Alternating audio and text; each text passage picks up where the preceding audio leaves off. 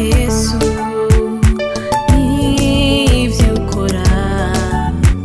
nkarengerwa cane n'ibitangaza vyawe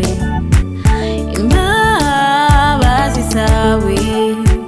zirengeye ubwenge bw'abana b'abantu urukundo rwawe rurengeye vyose nagushima kuri mana ibahiriye vyose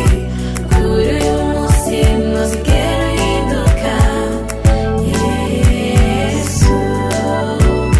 nagushima kuri mana ibahiriye vyose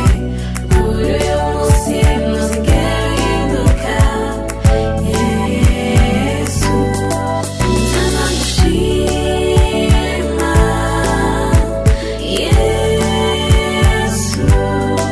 nzanagushima mwami nzanagushima Yesu nzanagushima mwami wowe Yesu umpaye ubuzima bw'urukundo rwawe uje ndiho usigwe hejuru mwami wowe witanze ku bwacu